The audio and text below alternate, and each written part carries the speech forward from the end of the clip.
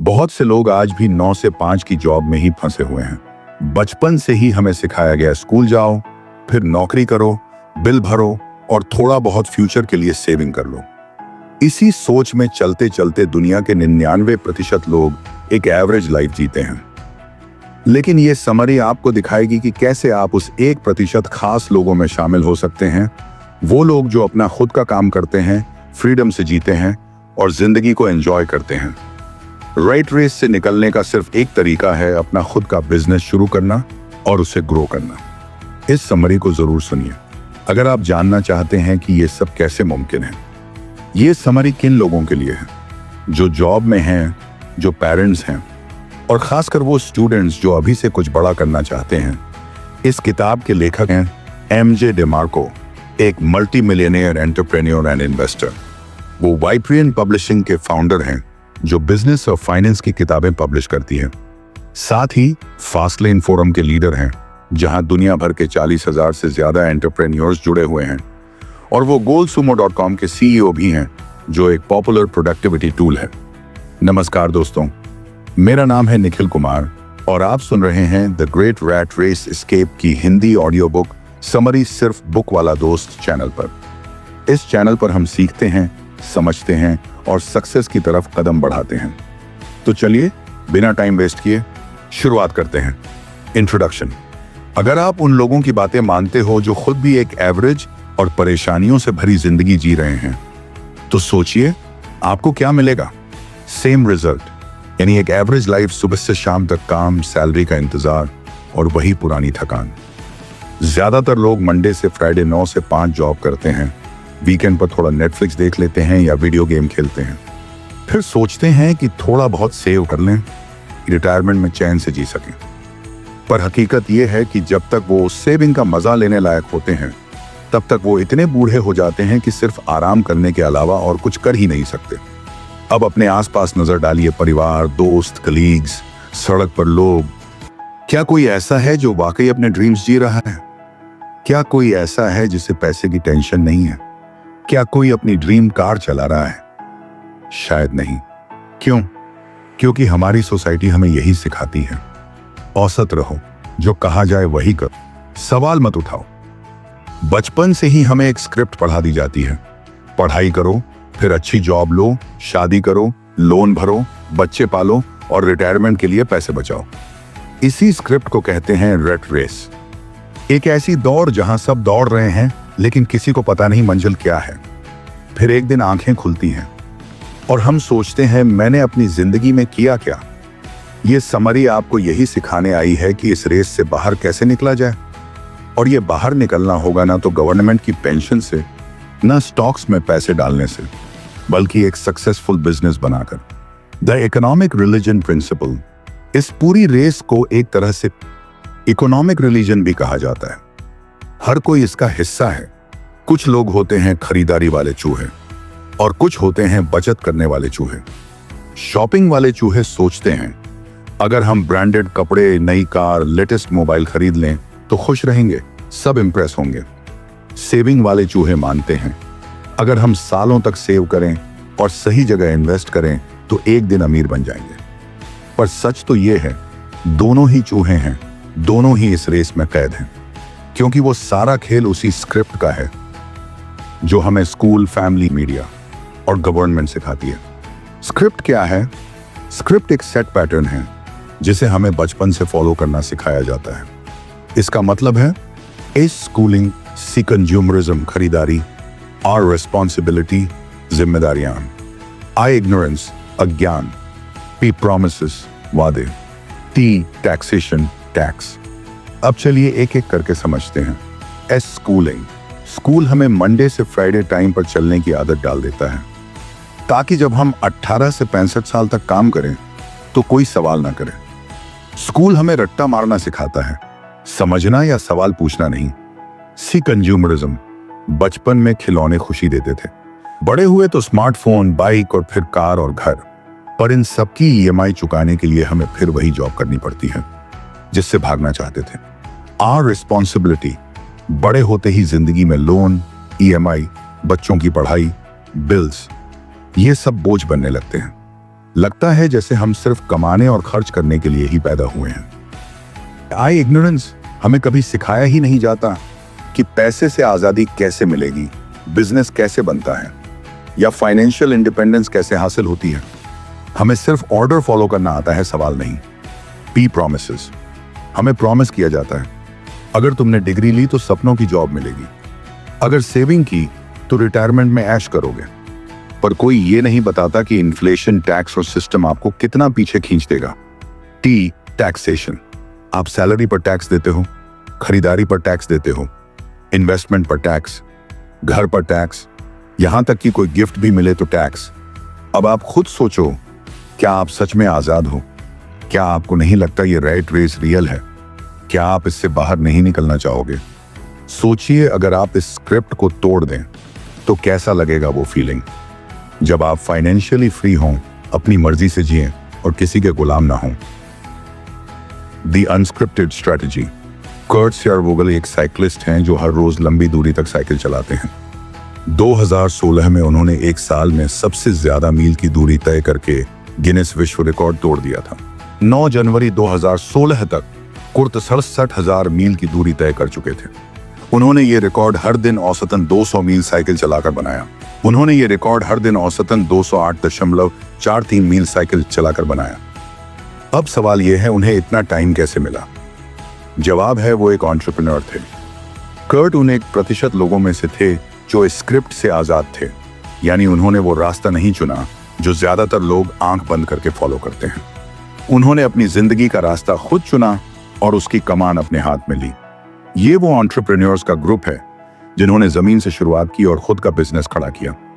इनमें होता है पक्का इरादा, खुला दिमाग और लगातार सीखते रहने की भूख। इन्हें अपनी जिंदगी की पूरी जिम्मेदारी का एहसास होता है। उनके पास होता है फाइनेंशियल फ्रीडम, अपने टाइम पर कंट्रोल और अपने पैशन को जीने की आजादी। इसके उलट 99% लोग वर्किंग क्लास में आते हैं। एम्प्लॉई, टैक्सी ड्राइवर, टीचर, यहां तक कि डेंटिस्ट, ये सभी इस 99% में शामिल हैं।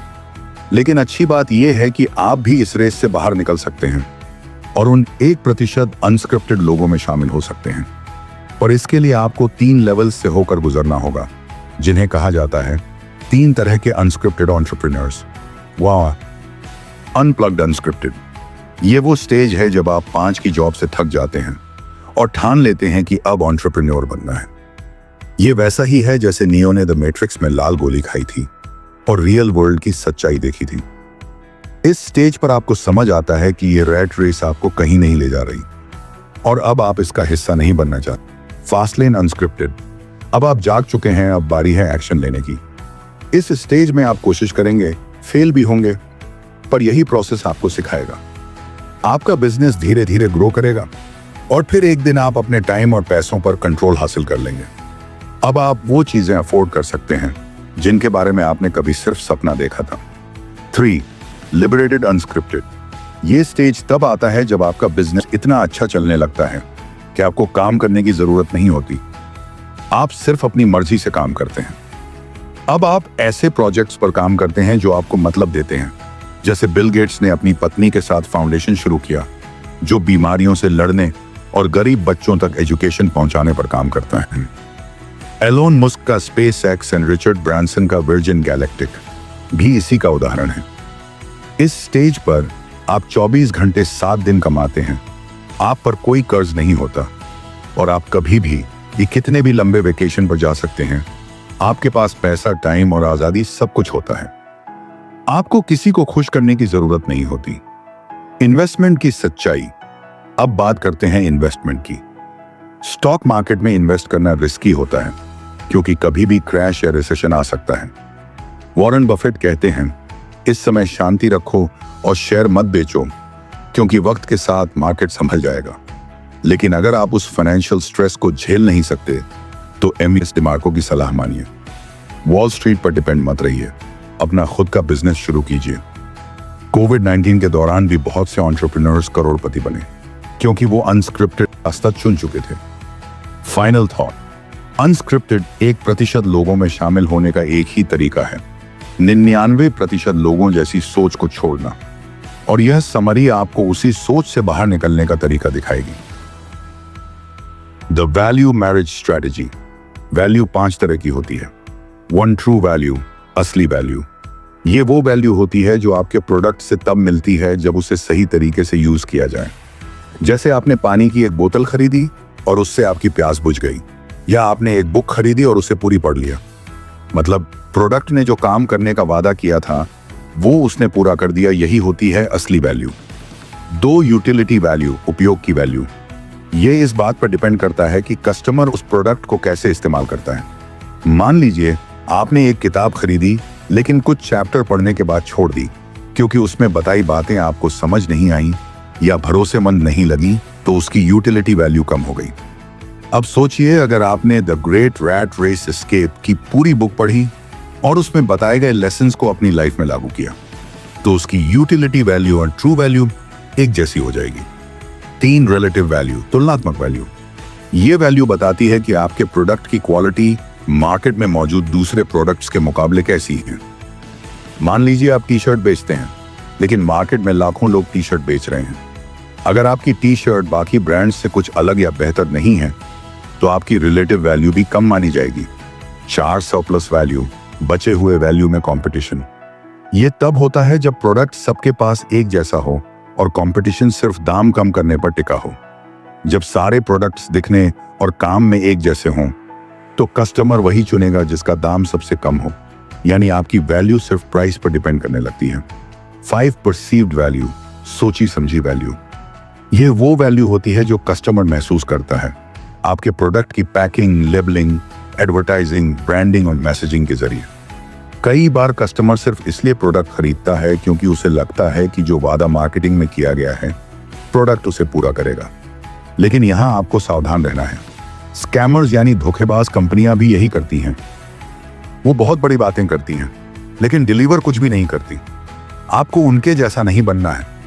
आपका फोकस होना चाहिए असली वैल्यू देना, ट्रू वैल्यू, दूसरों से बेहतर बनना, रिलेटिव वैल्यू, और प्रॉपर मार्केटिंग करना, परसीव्ड वैल्यू। आपका प्रोडक्ट लोगों की प्रॉब्लम सॉल्व करे, जो वादा किया है वही डिलीवर करे और मार्केट में दूसरों से अलग दिखे। The value skew strategy. जब भी कोई कस्टमर कुछ खरीदने जाता है तो वो अपने दिमाग में कई ऑप्शन का कंपीट करवाता है। उसे देखना होता है कि कौन सा प्रोडक्ट उसकी जरूरत या वैल्यू को सबसे ज्यादा मैच करता है। मान लीजिए आप टॉर्टिला चिप्स खरीदना चाहते हैं। अब आपके पास बहुत सारे ऑप्शन हैं। एक ब्रांड सबसे सस्ता है, सिर्फ $1 से कम। दूसरा ब्रांड बायोडिग्रेडेबल पैकेजिंग देता है। कोई नॉन जीएमओ इंग्रेडिएंट्स यूज करता है। कोई एवोकाडो ऑनियल से बना है, कोई कैनोला ऑनियल से। किसी पैकेट पर जोक लिखा है, किसी की डिजाइन कलरफुल है। अब मान लीजिए आपकी हेल्थ कॉन्शियस हैं तो आप शायद नॉन जीएमओ वाला पैकेट लेंगे। इसका मतलब यह हुआ कि आपके लिए हेल्थ की वैल्यू दाम से ज्यादा है। इससे क्या सीख मिलती है? आपको कोई नया प्रोडक्ट इन्वेंट करने की जरूरत नहीं। आप अपने मौजूदा प्रोडक्ट को कुछ अलग क्वालिटीज देकर दूसरों से हटकर बना सकते हैं।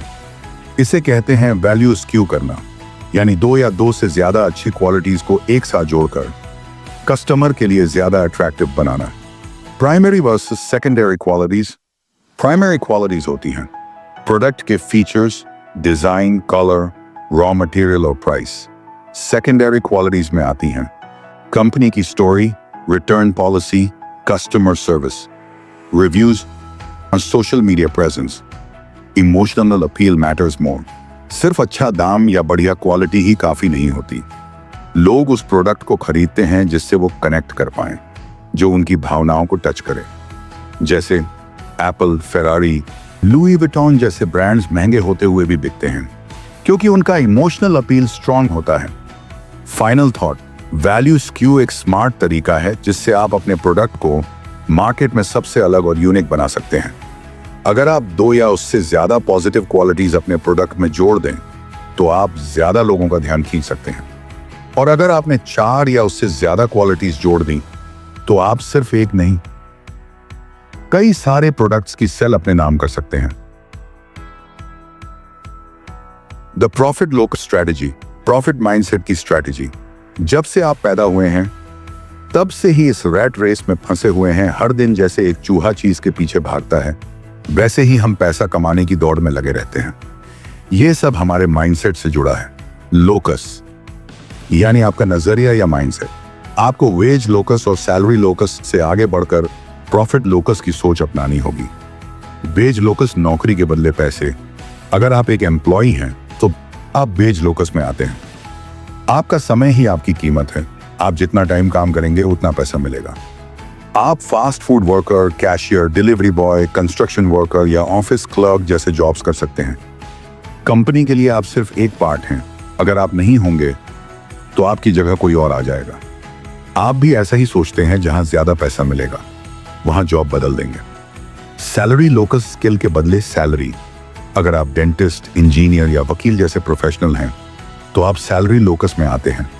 आपके पास एक खास स्किल है और आप उसे लगातार अपग्रेड करते रहते हैं ताकि आपकी सैलरी बढ़े। लेकिन अगर आपने स्किल नहीं बढ़ाई तो आप वहीं के वहीं रुक जाएंगे, और अगर कुछ गलत हो गया आपकी आमदनी भी रुक सकती है। प्रॉफिट लोकस वैल्यू के बदले कमाई। अब बात करते हैं प्रॉफिट लोकस की। यह एक एंटरप्रेन्योर का नजरिया होता है। आप यहां पैसे अपने टाइम के बदले नहीं, बल्कि जो वैल्यू आप लोगों को देते हैं उसके बदले कमाते हैं। इसमें आपकी कमाई इस पर डिपेंड करती है कि आप कस्टमर को कितनी नेट परसेप्टेड वैल्यू, एनपीवी देते हैं। उदाहरण, मान लीजिए आपने एक नया गैजेट बनाया जिसे बनाने में $20 लगे और लोग उसे $50 में खरीदने को तैयार हैं। इस तरह आपको $30 का प्रॉफिट मिल गया। इस मॉडल में कोई लिमिट नहीं, आप जितनी ज्यादा वैल्यू देंगे उतना ज्यादा कमा सकते हैं। दी एसिमेट्रिक रिटर्न स्ट्रैटेजी। कम काम ज्यादा रिजल्ट वाला माइंडसेट। बुक के लेखक एमजे डिमार्को एक बार अपनी पत्नी के साथ एक लोकल फैशन बुटीक में गए। उन्होंने स्टोर की बुजुर्ग मालकिन से पूछा, क्या आपका कोई ऑनलाइन स्टोर है? उन्होंने जवाब दिया, नहीं। अब सोचिए, उनके पास अपना स्टोर है, फिर भी वो रेट रेस में है। क्यों? क्योंकि उनका बिजनेस मॉडल सीमित है।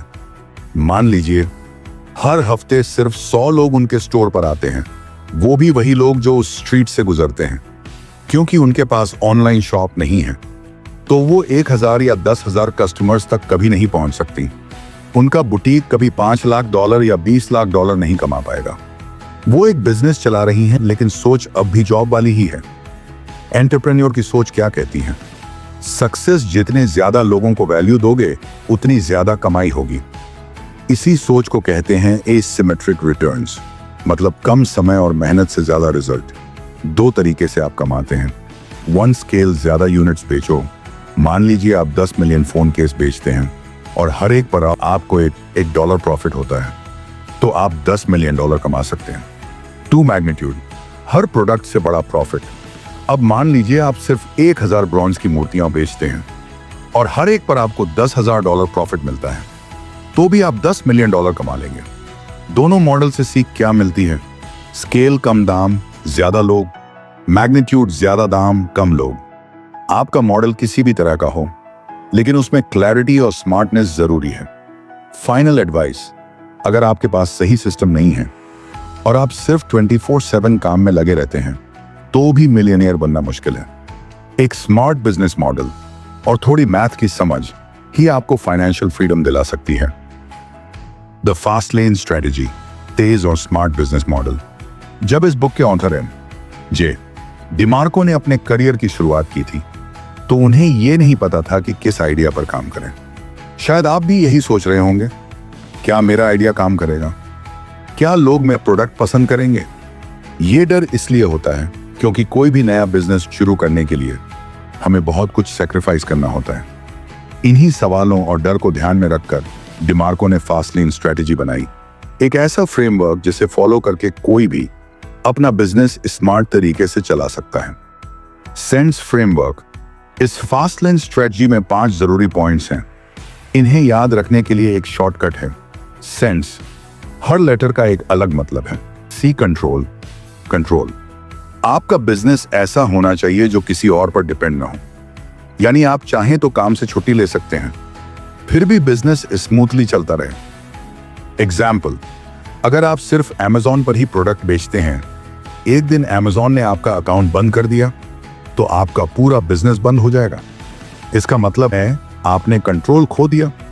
इसलिए अपने बिजनेस का सिस्टम और डिस्ट्रीब्यूशन आपके अपने हाथ में होना चाहिए। 2 E, एंट्री। अगर कोई भी आसानी से उसी तरह का बिजनेस कर सकता है तो वहां कंपटीशन बहुत होगा और कमाई बहुत कम होगी। एग्जाम्पल, मान लीजिए आपके शहर में कई सारे लोग एक जैसे प्रोडक्ट बेच रहे हैं, जैसे ट्रेंडिंग कपड़े या एक्सेसरीज। अगर सब कुछ एक जैसा है तो कोई कैसे आगे निकलेगा? फास्ट लेन सोच यही कहती है, जो काम करना सबके लिए आसान है वहां बड़े पैसे कमाना मुश्किल होता है। 3N नीड, जरूरत। लोग वही प्रोडक्ट खरीदते हैं जो उनकी कोई प्रॉब्लम सॉल्व करता है या फिर जिसकी उन्हें सच में जरूरत होती है। आपका प्रोडक्ट लोगों के इमोशन से जुड़ना चाहिए या कोई ऐसी जरूरत पूरी करनी चाहिए जो अभी मार्केट में मिसिंग है। एग्जाम्पल, आपके फेवरेट ब्रांड को ही देख लीजिए। लोग उन्हें सिर्फ इसलिए पसंद करते हैं क्योंकि वो उनकी जरूरत को समझते हैं। 4 टाइम। आपकी इनकम इस बात पर डिपेंड नहीं करनी चाहिए कि आप कितने घंटे काम करते हैं। मतलब अगर आप छुट्टी पर जाएं तो भी आपका बिजनेस चलता रहना चाहिए। एग्जाम्पल, मैकडोनाल्ड्स या वॉलमार्ट जैसे ब्रांड्स, हर स्टोर में एक सिस्टम होता है जिसे हर कोई फॉलो करता है। सैम वॉल्टन, वॉलमार्ट के फाउंडर, ने जब पहला स्टोर खोला था तो उन्होंने खुद एक मैनुअल तैयार किया था जिसमें सभी रूल्स और स्टेप्स लिखे हुए थे। 5S स्केल और शील्ड स्केल। आपका बिजनेस ऐसा होना चाहिए जो बड़े लेवल पर बढ़ सके। मतलब अगर आपने एक चीज कामयाबी से बनाई है तो आप उसी सिस्टम को बार बार दोहरा सकें। एग्जाम्पल, अगर आपने एक रेस्टोरेंट को सक्सेसफुल बना लिया तो वही मॉडल दूसरी जगह भी दोहराया जा सके, यानी आप उसकी फ्रेंचाइजी खोल सकें। फाइनल थॉट, आपका गोल यह होना चाहिए कि आप अपने बिजनेस में सेंट्स के सारे 5 फैक्टर्स को लागू कर पाएं। अगर आपने ऐसा कर लिया तो आप भी 1% लोगों में शामिल हो जाएंगे जो स्क्रिप्ट से आजाद हैं। और हां, अगर अभी आपके बिजनेस में कोई कमी है, जैसे आपने कंट्रोल, एंट्री, नीड और टाइम को तो सही किया लेकिन स्केल नहीं कर पा रहे हैं, तो उससे भी इंप्रूव करना जरूरी है। द स्मॉल विन स्ट्रेटजी, छोटे कदम बड़ी शुरुआत। जे डिमार्को को अक्सर ऐसे मैसेज मिलते हैं, मेरे पास 3 बिजनेस आइडियाज हैं लेकिन कोई भी सेंट्स के सारे प्रिंसिपल्स को पूरा नहीं करता। एक में एंट्री की कमी है, दूसरे में स्केल की और तीसरे में दोनों की कमी है। अब मैं क्या करूं? असल प्रॉब्लम यह है कि ऐसे लोग कुछ भी करते ही नहीं, वो बस सोचते रहते हैं पर एक्शन नहीं लेते। अगर आप वाकई कुछ करना चाहते हैं तो सबसे पहले मार्केट से जुड़िए, लोगों को कुछ बेचना शुरू करिए, क्योंकि पहला कस्टमर आपको जो सिखाएगा वो कोई कोर्स या किताब नहीं सिखा सकती। कैसे शुरू करें? शुरुआत में ध्यान दीजिए छोटे छोटे विन्स पर। एग्जाम्पल, आपने किसी थ्रिफ्ट स्टोर से एक पुराना आइटम खरीदा, उसे साफ किया, अपग्रेड किया और $50 में बेच दिया। आप पेंटिंग करते हैं और उसे एटसी पर बेच देते हैं, या फिर आप लोगों को ऑफर देते हैं कि उनके डस्टबिन साफ करेंगे और हर एक के $15 लेंगे। यही होती हैं आपकी पहली बिजनेस जीतें। याद रखिए, अगर आपका कोई बिजनेस एक्सपीरियंस नहीं है तो आप सीधे बड़ा खेलने की कोशिश ना करें। पहले छोटा प्रॉफिट कमाइए, छोटा रिस्क लीजिए, सीखिए कि कस्टमर कैसे सोचते हैं। जब आपके पास थोड़ा थोड़ा करके कॉन्फिडेंस आ जाएगा, तब आप एक एक करके सेंट्स के प्रिंसिपल्स पर काम कर सकते हैं। The marketing tie breaker principle, जब सब बराबर हो तो जीत मार्केटिंग से होती है। अब मान लीजिए आपने एक बहुत कूल गैजेट बनाया है, लेकिन 3 और लोगों ने भी बिल्कुल वैसा ही गैजेट बनाया है। सबका प्रोडक्ट एक जैसे फीचर्स, फायदे, डिजाइन से भरा है, तो आप अपने कंपटीशन से कैसे आगे निकलेंगे? जब सब चीजें बराबर हों तो मार्केटिंग ही होती है वो टूल जो आपको सबसे अलग बनाता है। मार्केटिंग क्या करती है? मार्केटिंग ही आपके प्रोडक्ट की परसीव्ड वैल्यू बनाती है, यानी लोग आपके प्रोडक्ट के बारे में क्या सोचते हैं, क्या महसूस करते हैं। इसमें शामिल होते हैं आपका लेबल और packaging, emotional story, attractive ads, दमदार हेडलाइन और कस्टमर के स्ट्रॉन्ग रिव्यूज। अगर आप इन चीजों में माहिर नहीं हैं तो कोई अच्छा मार्केटिंग एक्सपर्ट हायर कर सकते हैं। रियल इम्पैक्ट, कभी कभी सबसे सिंपल प्रोडक्ट भी सिर्फ बेहतरीन मार्केटिंग से हिट हो जाते हैं। अच्छी मार्केटिंग बढ़िया कस्टमर लाती है, बढ़िया एम्प्लॉयज और सप्लायर्स को अट्रैक्ट करती है, और यहां तक कि इन्वेस्टर्स भी खुद चलकर आते हैं। क्या करना है? सीधा है, अगर आप एंटरप्रेन्योर हैं तो आपको मार्केटिंग आनी चाहिए। यह एक ऐसी स्किल है जिसे कोई भी सीख सकता है। आप बेस्ट सेलिंग मार्केटिंग बुक्स पढ़िए, एक्सपर्ट्स को फॉलो करिए और सीखते जाइए। क्लियर बात यह है, जो प्रोडक्ट मार्केटिंग में अच्छा होता है वो बाकी सारे कंपटीटर्स को पीछे छोड़ देता है। The done kills doubt principle. काम करो, शक अपने आप खत्म हो जाएगा। कुछ साल पहले M.J. डिमार्को का पहला बिजनेस तेजी से ग्रो कर रहा था। उन्हें एम्प्लॉय चाहिए थे, तो उन्होंने अपनी माँ को भी अपनी कंपनी में रख लिया। उनकी माँ अकाउंट्स हैंडल करती थी, वही अकाउंट्स जिनमें कंपनी की कमाई आती थी। अब क्योंकि माँ को डिमार्को के कुछ पुराने बिजनेस आइडियाज पहले से पता थे, तो वो थोड़ा शक में रहती थी। उन्हें लगता था कि उनका बेटा बस बातें बनाता है कि मैं एक दिन अमीर बनूंगा। वो सपोर्टिव थी, लेकिन साथ ही प्रैक्टिकल भी। एक दिन उन्होंने इनवॉइसेस को जोड़कर देखा, $1,00,000। उन्हें यकीन ही नहीं हुआ कि उनका बेटा वाकई में इतना कमा रहा है। उसी दिन से उन्होंने उस पर शक करना बंद कर दिया।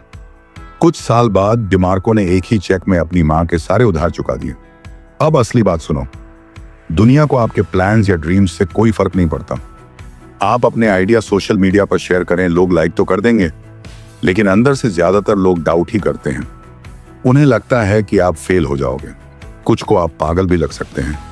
अगर आप कहें कि आपको प्रमोशन मिला है तो सब कंग्रेचुलेशन बोलेंगे, लेकिन अगर आप कहें कि आप अपनी जॉब छोड़कर बिजनेस शुरू कर रहे हैं तो वही लोग बोलेंगे, ये तो रिस्की है, तू फेल हो जाएगा।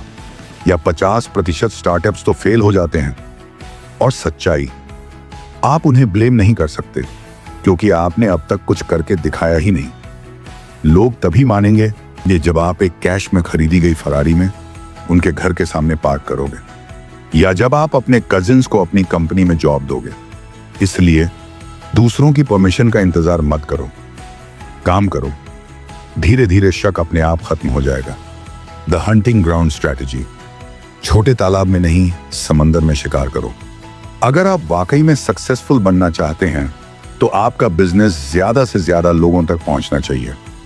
इसी को कहते हैं TAM, टोटल एड्रेसेबल मार्केट, यानी आपके प्रोडक्ट या सर्विस से जितने लोग फायदा उठा सकते हैं।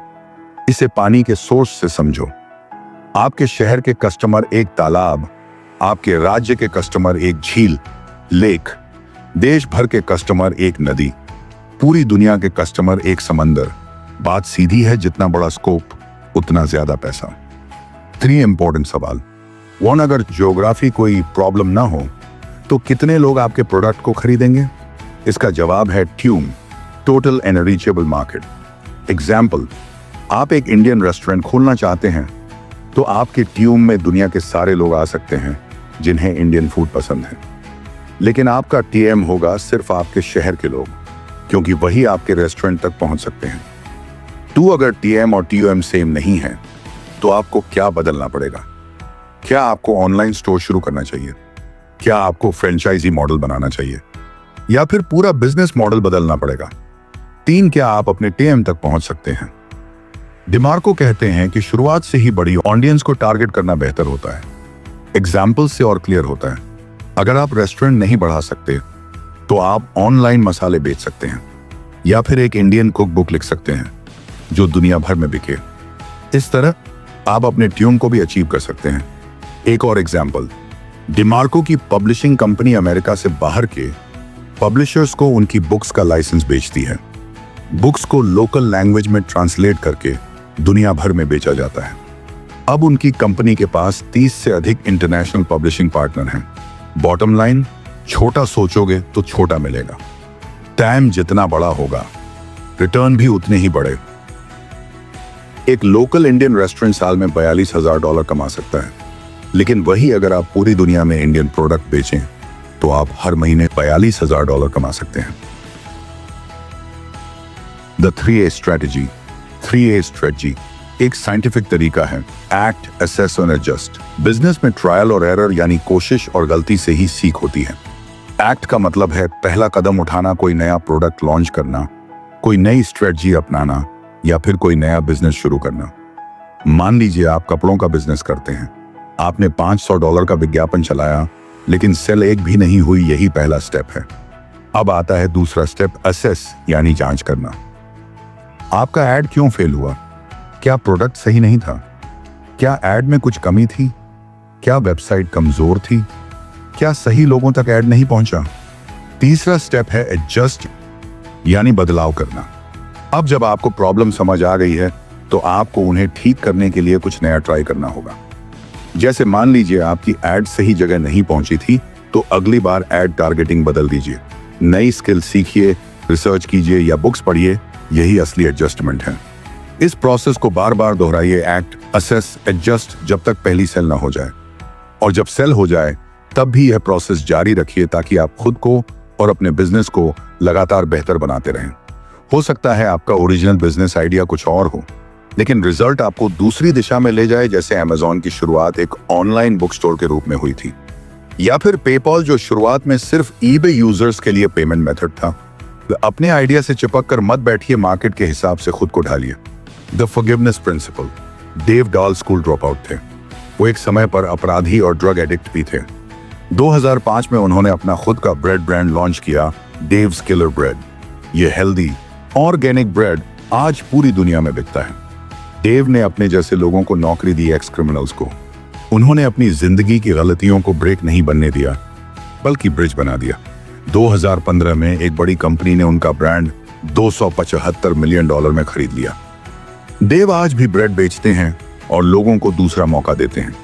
उनकी कहानी हमें एक बड़ी सीख देती है। लोग आपके पास्ट की परवाह नहीं करते, उन्हें सिर्फ आपके प्रोडक्ट की वैल्यू चाहिए। लोग ये नहीं देखते कि आप यंग हैं या बूढ़े, पढ़े लिखे हैं या नहीं, अमीर हैं या गरीब। वो बस ये पूछते हैं, क्या ये मेरी प्रॉब्लम सॉल्व करता है और इसके लिए मुझे कितना देना होगा। इसलिए बहाने मत बनाइए। सोचिए आप किस चीज की वैल्यू दे सकते हैं।